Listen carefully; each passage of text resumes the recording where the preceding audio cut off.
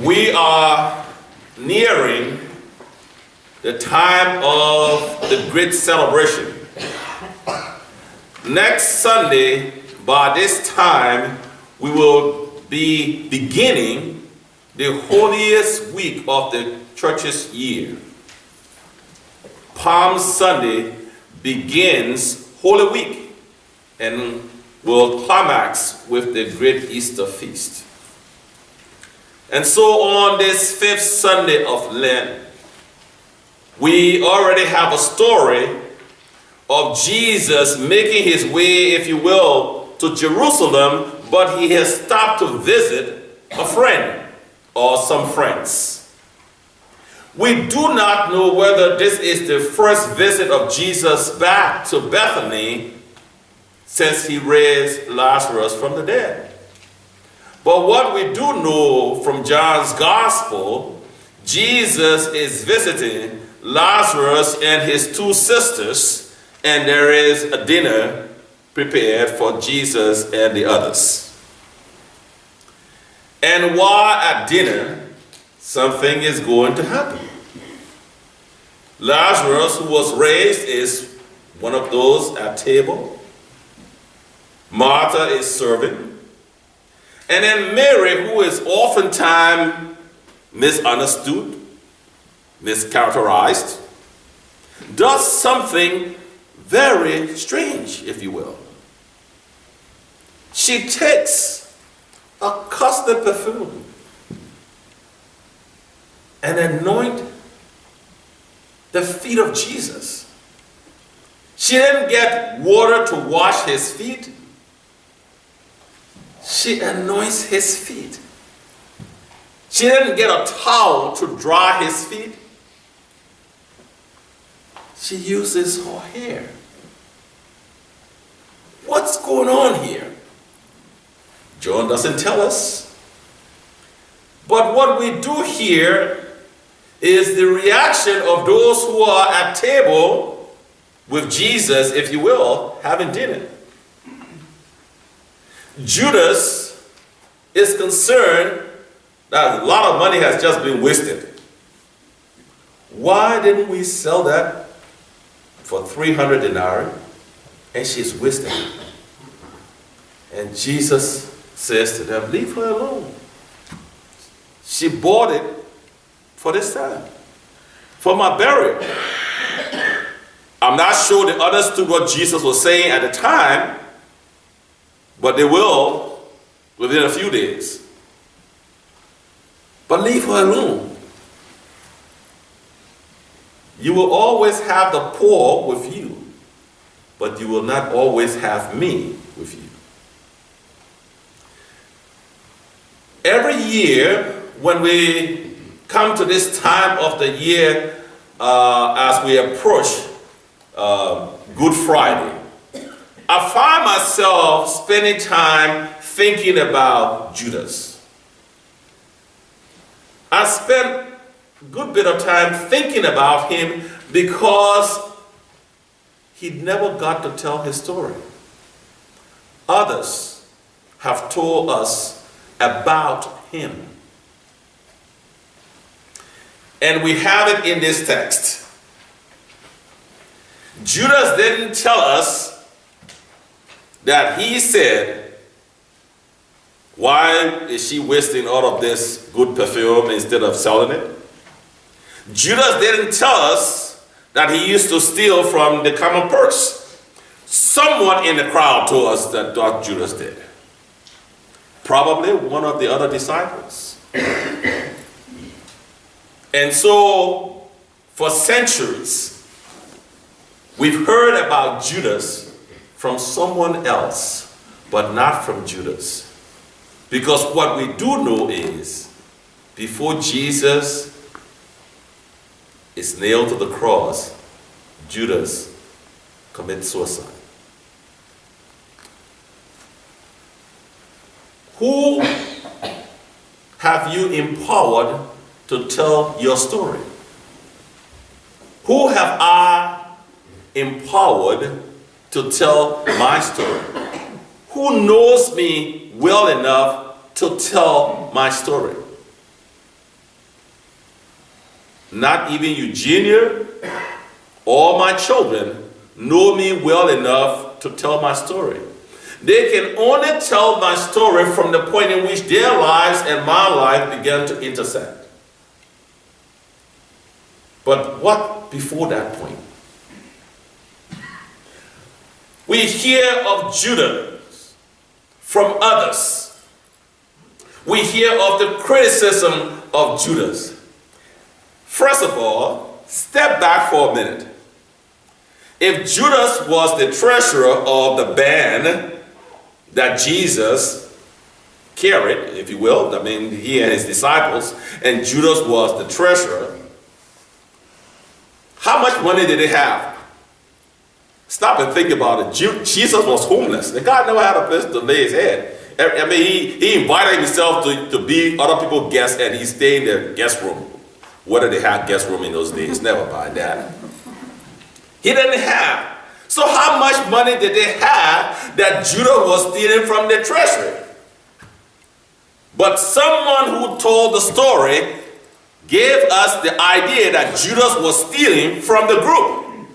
And that is the reason why Judas said, why didn't we sell all of this perfume for 300 denarii? Because he wanted to put more in the treasury so that he could keep taking out. What was he doing with it to begin with? I mean, stop and think about these guys. Someone is already beginning to set Judas up to be that character that we have come to despise. This is before he even betrays Jesus. We are already beginning to set him up to become the despised character of the story.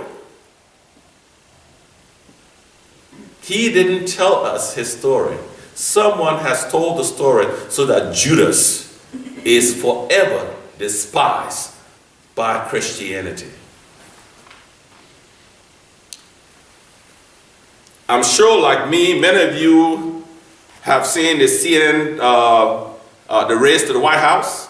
You see this thing? I'm amused by it. By gosh, some of the things that were done in times past. The things that people did. And I'm not talking about the present. Whatever. Forget the time. I'm not talking about this year. What we're going through right now is something else to be told 50 years from now. I'm talking about what happened 50 years ago. When you look at it and you realize some of the hypocrisy and deception that were practiced by people, you have to stop and say, my God, they did all of this in order to get to the White House? Yep. And they did even more. I'm amused because I thought only in Liberia this happened. In, well, it was in 1960 or whatever it was, I forget the date now, that they have more ballots than the number of people who voted. Even dead people were voting. My gosh, it doesn't only happen in America, it happens all over the place. Dead people end up getting up and voting and going back to the grave. The things that people do. And then when you begin to look at the story, years later, you are amazed, at least for me, by what people did. I'm bringing that up to you to bring you back to Judas. When we hear the story of Judas today, we hear it from other people's perspective because they already had an agenda. They wanted to make sure that when Jesus selected Judas, Jesus must have known, Judas, you're going to betray me, but I'm selecting you to be a part of this group, and I'm even going to entrust the money to you. Is that what Jesus did by selecting Judas? And when Jesus selected Judas, did he know that eventually he was going to betray Jesus? That he would still agree to be a part of the disciples? I don't think so, my brothers and sisters. But the story is told because we have an objective. Judas is to be despised. And so whenever the story is told, don't miss that opportunity to despise Judas.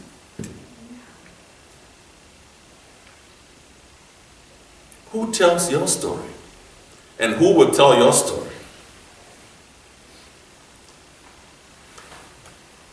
One of the things I find myself doing for the last few days, I mean, if you haven't been down the hallway, you should go down the hallway, go into the office, you will see what's happening around there.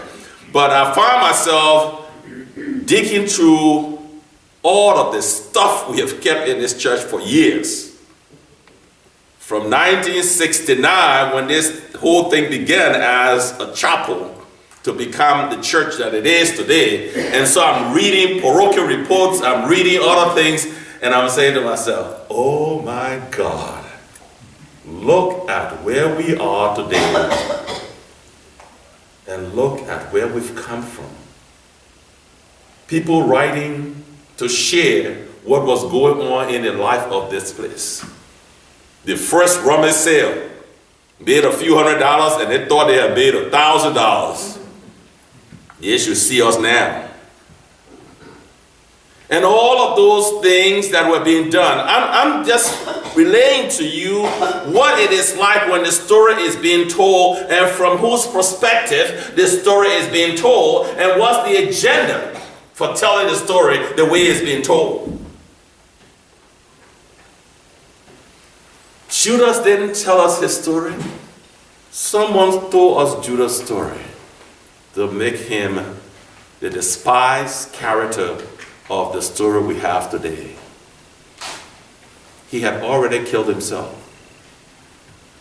And when the church began to move forward in order to tell the story of Jesus' crucifixion, Judas will be despised for betraying him. As we tell the story today, as we find ourselves beginning to move down the path of reenacting and retelling the story, the great story, the old story of God's love and compassion, let us step away and be careful how we tell Judas' story, because tomorrow someone may have to tell your story.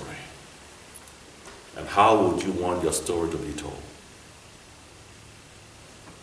Just as I alluded a few minutes ago to the race to the White House and the stories we are hearing about some of the things that people did, they are not the one telling the story. Others are telling the story. Some of the characters who were involved told the story to others, and some things were written, thank God for documentation. And so we have those things. But in the case of Judas, nothing was written. Someone told the story, and somebody else told the story to someone else, and someone else told the story to someone else, and eventually it was written down, and Judas became despised. This has nothing to do with his betraying Jesus. I'm simply going back to long before he did that. He was already marked to be despised. God help us as we look back on history. But God help us as we live our lives so that our story, when it is told, God's mercy, God's compassion, God's justice, and God's grace will come through. Not because we are perfect, but because we are sons and daughters of God. Amen.